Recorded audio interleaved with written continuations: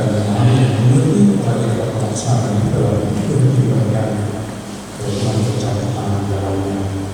Oleh karena itu, baik membangun bahwa kami semua membuat bersama yang menopang pekerjaan dan bagi saat ini, bahkan seberapa jauh kita melakukan dalam satu video besar membaca dan firman. Ini yang memohon dari sebagai pelaku di dalam nama Tuhan Yesus Kristus berdoa dan memohon akan Tuhan sekalian. Amin.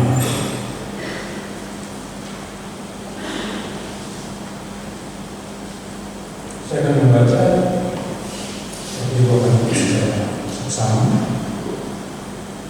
Sepanjang pasal 3 ayat 9 hingga ayat 20. Itu adalah janji Yesus. Tetapi sesudah itu akan memberikan bibir lain kepada bangsa-bangsa, yakni bibir yang bersih, supaya sekalian mereka memanggil nama Tuhan beribadah kepadanya dengan baku-baku. Dari seberang sungai-sungai di Ethiopia, orang-orang yang punya aku yang terserak-serak akan membawa persembahan kepadamu.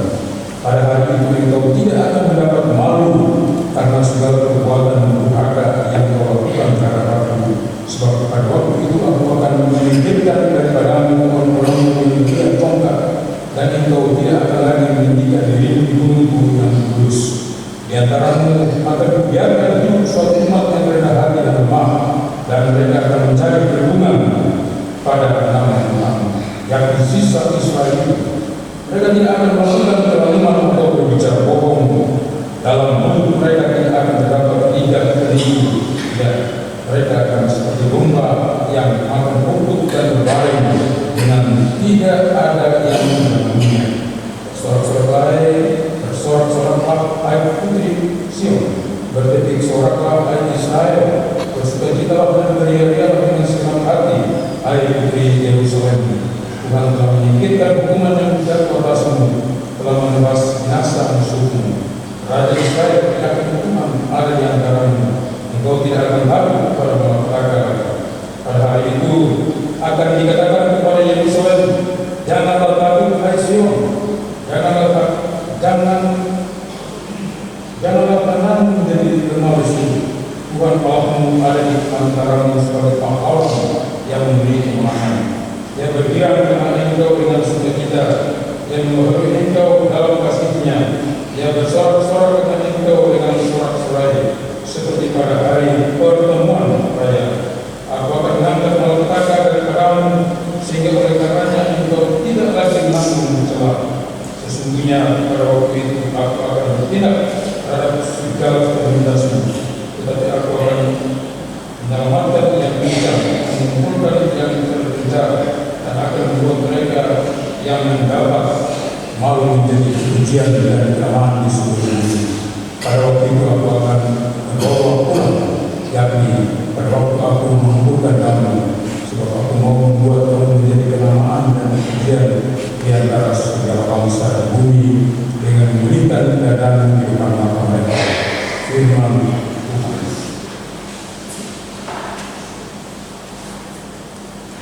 Jika kita dalam Tuhan kita dan Tuhan Yesus selama Bapak Ibu Saudara yang dikasihi oleh Tuhan kita Yesus Kristus, pagi saat ini kita diberi tema kita renungan bersama. Tuhan memilih membaharui dan menyelamatkan. Ini bisa membaharui siapa dan menyelamatkan siapa. Tapi baik kita akan merenungkan bersama. Tapi sebelumnya kita tidak selalu tepat saja. Kita dapat memahami bahwa poin yang dimaksudkan seperti demikian. Artinya bahwa semuanya itu masih turunan dari Raja Daud dan dia adalah dari suku Yehuda. Tadi istri di Israel, tapi turunan dari Israel, Raja Daud. Demikian juga seterusnya Usia. Jadi dia tahun itu bersamaan dengan atau setelah terjadi reformasi Demonis atau reformasi Rusia. Lalu anak dari Usia adalah seorang raja yang melakukan apa yang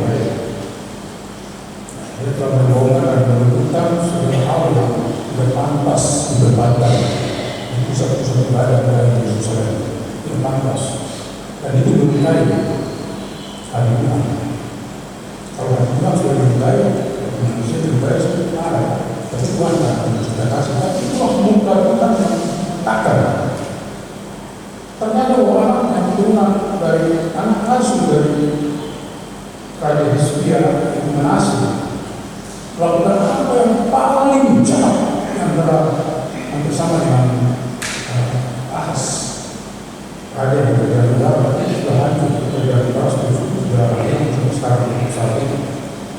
Kita bicara dengan dua suku saja, Yehuda dan Benyamin. Dan pada waktu semuanya hadir ini, 10 suku sudah nggak ada. Asyur sudah bapak hancur dan sudah dibuang di daerah mana, daerah kita dan seterusnya. Yang sekarang. Dan oleh karena itu, ketika pembangunan Bait Allah dilakukan pada saat Yosia dengan kita Manasye ayatnya, ditemukanlah kitab 2 Raja-Raja pasal 22 dan seterusnya, yang menceritakan bahwa di situ terdapat tentang apa yang harus kita lakukan, tentang apa yang kita harapkan oleh lingkungan itu. Dan ini Yosua memuliakan pilihan dan kemudian dilakukan dan di situ kalau kita mengumumkan penyesalan nasional seluruh Yehuda. Kita jangan Israel, Yerusalem. Kita jangan Israel, tapi kalau itu ada 10 suku yang ada. Hari di Yerusalem tahun 622 Quraisy. Nah, yang kita pada saat itu dan merasakan semua yang dilakukan, semua yang dilakukan, kebejatan tingkah laku pola hidup bangsa Israel sudah tidak lagi berkenan di hati dengan kalian Tuhan, di hati sama mereka, di hati masyarakat Israel dan Yerusalem dari Yehuda ke Yerusalem. Tapi memang ada sedikit, tidak semua orang melakukan hal yang tidak cocok dengan kehidupan Tuhan. Segala hal yang mereka lakukan adalah kriminalitas apapun yang disebut dengan kriminalitas itu ada di sini. Termasuk membangun segala macam pusat-pusat pelayanan di dalam Bait Allah dicemahkan. Dan oleh karena itu terjadi reformasi Rusia. Pembaharuan keagamaan, pembaharuan di bidang agama yang keluar dari Rusia. Tapi kalau kita baca di raja-raja itu berhasil, artinya Yesus berhasil. Tetapi penghukuman itu tetap dilaksanakan. Cuma Yosia akan dikumpulkan, akan meninggal dengan cara Tuhan sendiri. Pada saat Asyur berkuasa, tinggal tersisa Asyur dan berberontak sebagai kekuatan baru yang mengancam seluruh Timur Tengah. Mesir dengan Raja Nekonya ingin membantu sisa mereka berkurung Asyur melewati daerah teritorial Yehuda.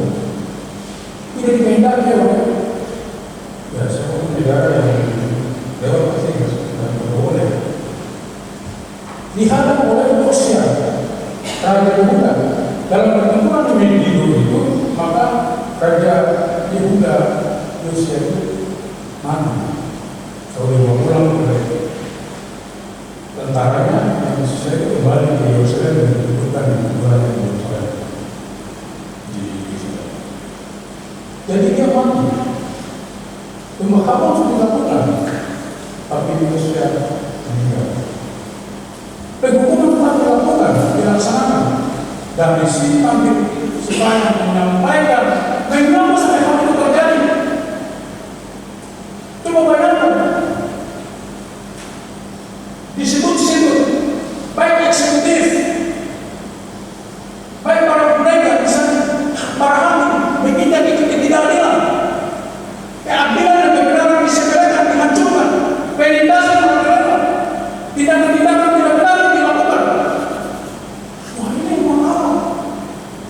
Jadi hakim tapi ini memang harus mereka memang teokratis, diselewengkan dan disewenang-wenangkan oleh mereka. Tidak menentukan bahwa ini akan pemerintahan teokratis. Kalau bangsa yang dipilih, yang diskusiasikan terhadap bangsa terus dilebar, harus berlaku seperti ini. Tapi dibalikan. Dan bagaimana kita bisa mengayomi masyarakat yang begini digerakkan umat Allah ini? Ini di Yerusalem, kota yang dianggap suci, di situ ada Bait Allah. Lakukanlah hal yang pantas, lakukan hal yang sebenarnya seperti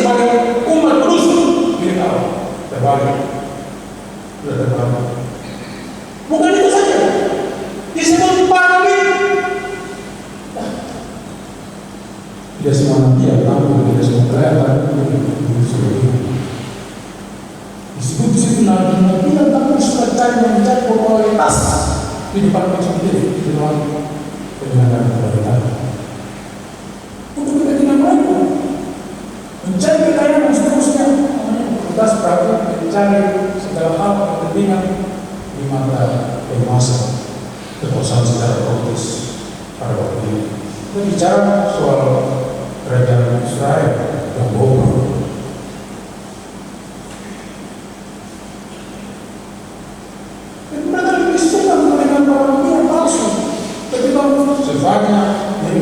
Yang biasanya dibobol, dipenjarakan.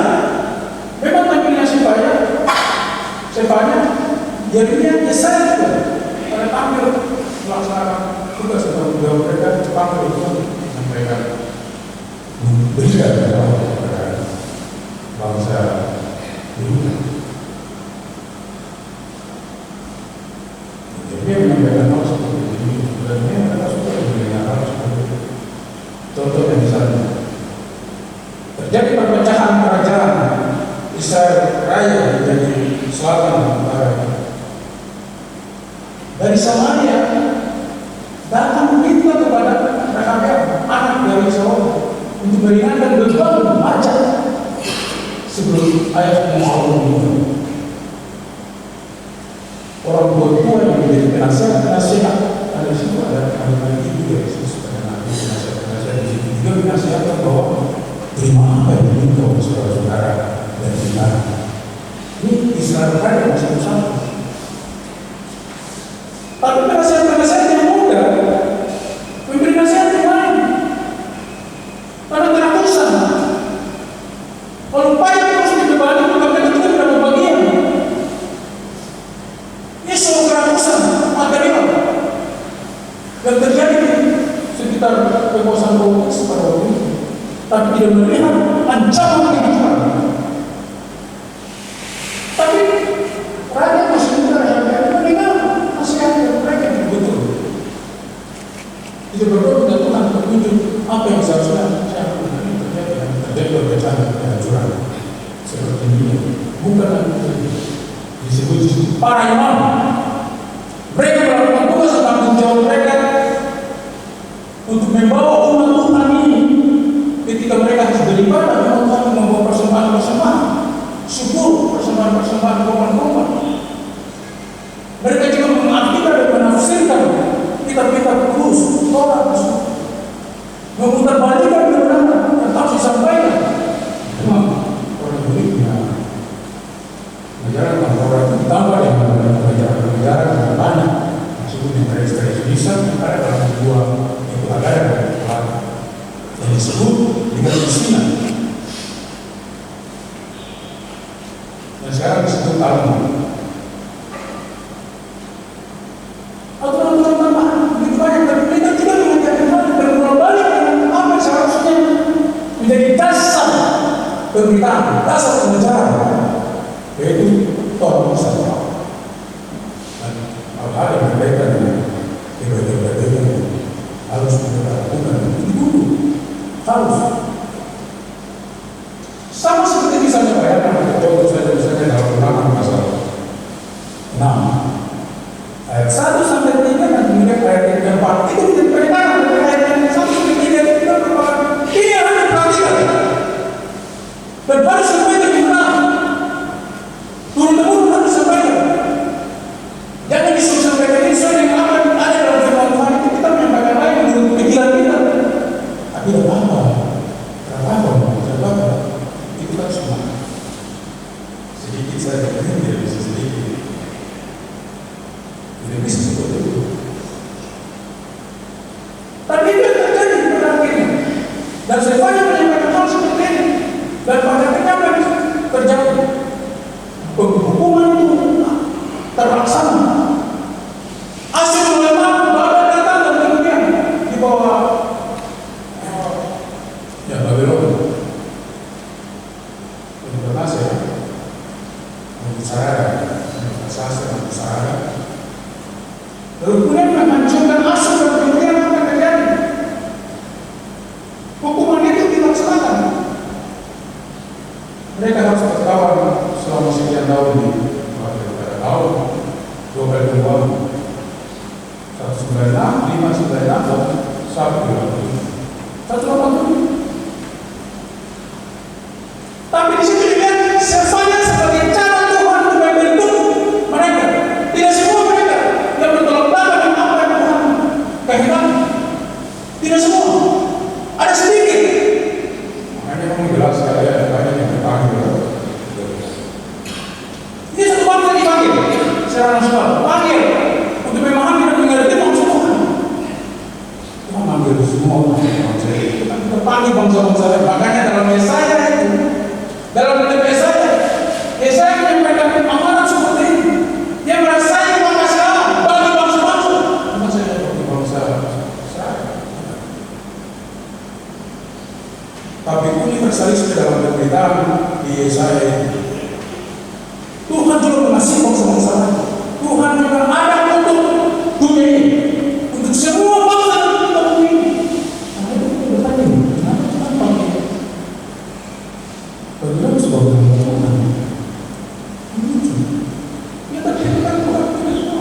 Yang lain itu tidak jelas siapa. Kan Tuhan, jadi Tuhan bisa mengubah hati ini. Tuhan bisa membentuk hati dan pikiran ini untuk bahwa mereka, tapi kebenaran mereka baik. Biarkan mereka bisa beribadah, kemudian rencanakan sesuatu untuk mereka. Itu dilakukan.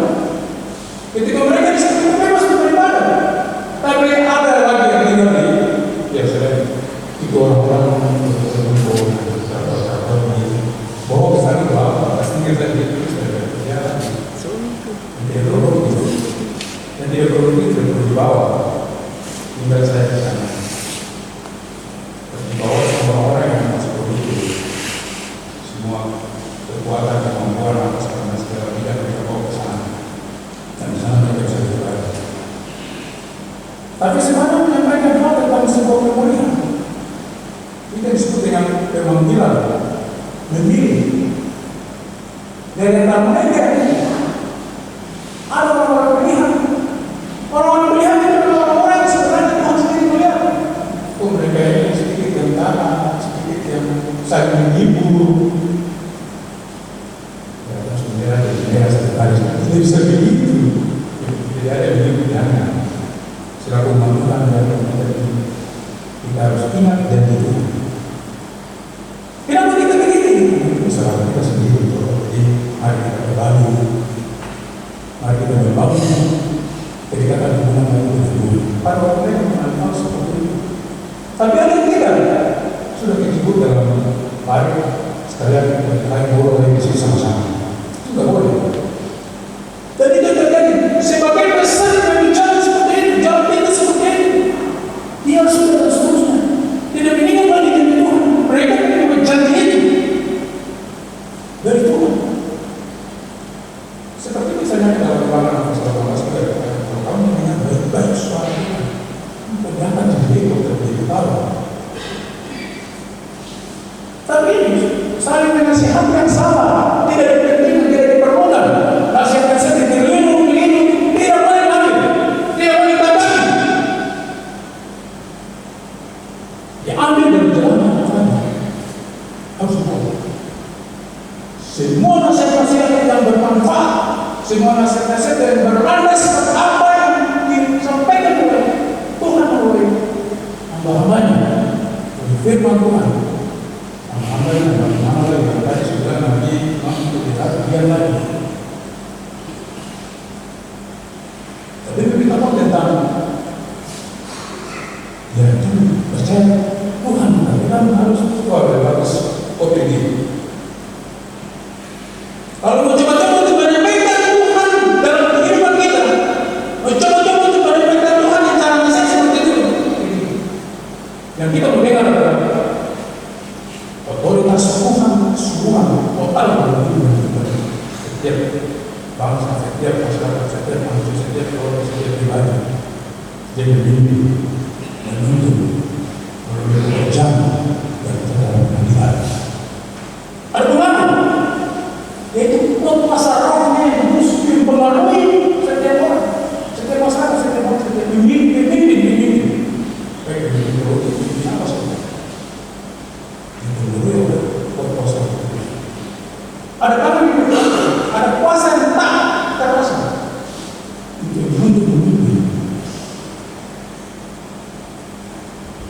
pemanggilan sekaligus pembinaan. Memilih Islam, mereka itulah yang taat, mereka itulah yang setia, mereka itu yang jujur, mereka yang selalu menuntut kita. Yang mereka juga ada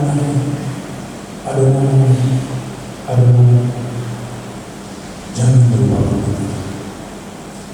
Mereka juga berdoa untuk sesama. Mereka juga berdoa untuk saudara-saudara mereka. Kuatkan iman dan kata mereka walaupun dalam mereka musuh. Sulit artinya mereka mengalami suatu penanaman lain. Ada yang mengatakan punya Tuhan Allah tidak kuat, tak cukup kuat membentengi iman kita. Oh, berarti mungkin Tuhan Allah sudah meninggal juga. Tuhan itu yang Allah dan adil, kekal selama-lamanya. Lalu kemudian dipanggil dari murid. Kalau disebut di sini Ethiopia, titiknya adalah Ethiopia memang jauh, sehingga titik pandang di sana adalah yang jauh. Kalau kita ingat dalam khotbah Petrus, dalam Petrus pasal 39, bagi kamu lah, itu bagi kamu orang Yahudi, bagi kamu menerima janji itu dan keturunan dan anak-anakmu, dan masih banyak lagi orang yang sudah dipanggil Tuhan.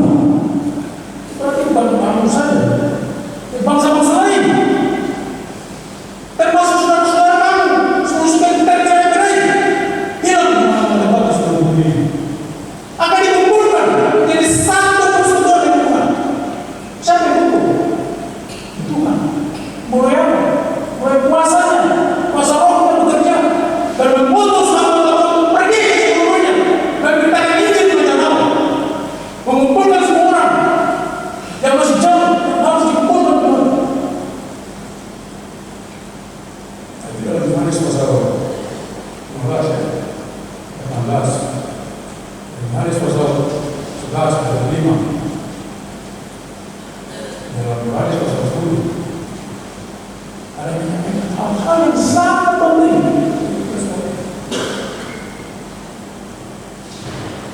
Ini dia yang datang mengorbankan dirinya.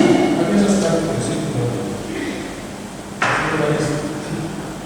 terbakar singkat, kita sudah masuk ya. Imam besar Kayafas menyampaikan pada waktu itu mereka membawa Yesus. Adalah baik sebuah orang pasti berwarna untuk keselamatan. Bukan saja keselamatan bangsanya, tapi seluruhnya, seluruh termasuk untuk bangsa termasuk juga. Berarti Kayafas sudah di dalam diri yang baru menyatakan hal sebenarnya. Mereka berpikir bahwa Yesus itu berkorban, Allah yang datang berkorban bukan untuk bangsanya saja, artinya atau Yahudi, tapi bagi bangsa-bangsa lain. Dia mengumpulkan mereka yang terjadi berat, menyelamatkan mereka semua di bawah naungan gembala yang mendirikan diri berkorban. Jadi si manis sudah melihat jauh tulis, jauh tulis pada badan mata itu bahwa penghukuman terjadi, tetapi di balik penghukuman itu yang terjadi ada rasa kasih yang sangat mulia dari Tuhan. Pertama mengajar dan mendidik, membimbing dan menuntun rasa itu. Mereka yang ada di atas memang itu kan soal hal yang terkait dengan itu sehingga mereka di sini. Tapi di situ ada tempat untuk mereka dibina, dituntut, dididik, dibimbing di situ. Nah kalau cek kalau menyanyi, di kalau sekarang bagus,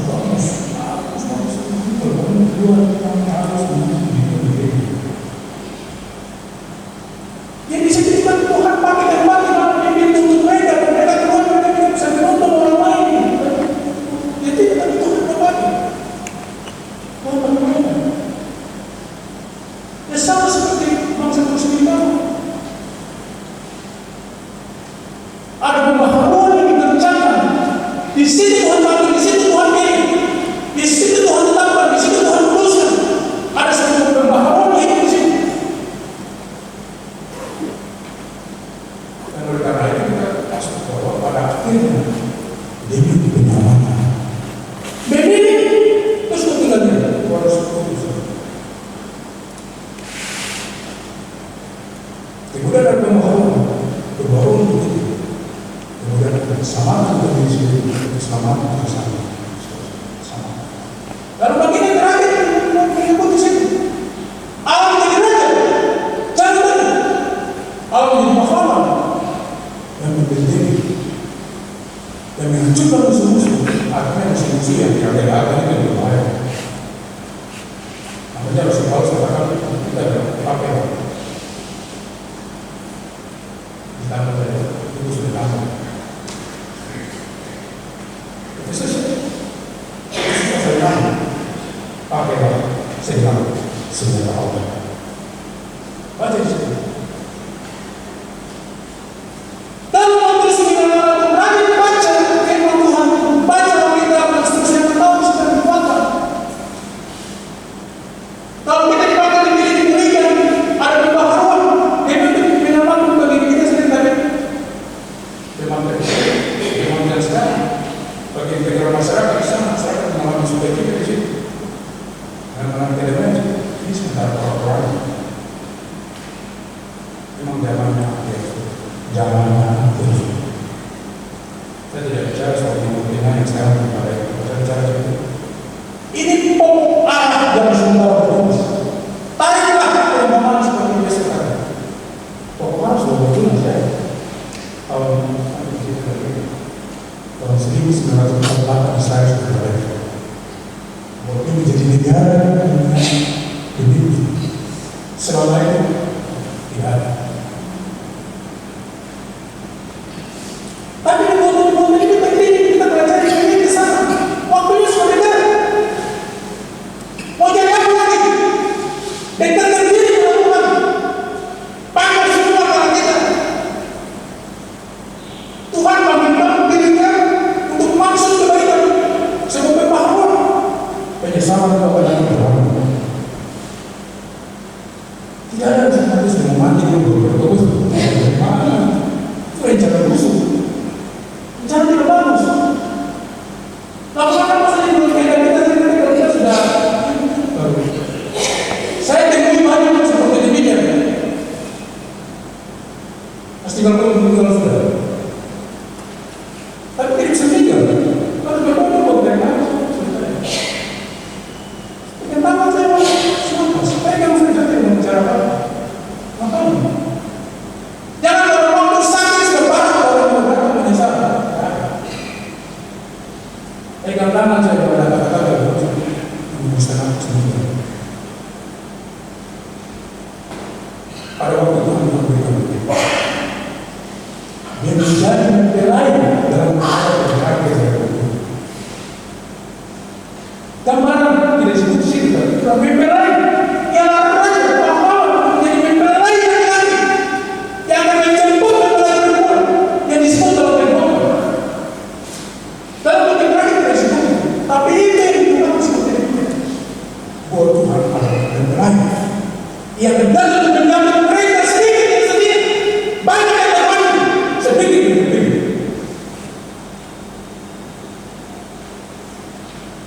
Artinya inilah kerelaan kita. Tuhan memanggil, mengirim, menetapkan, memutuskan, membaloi dan menyelamatkan. Tuhan memberkati kita sekalian.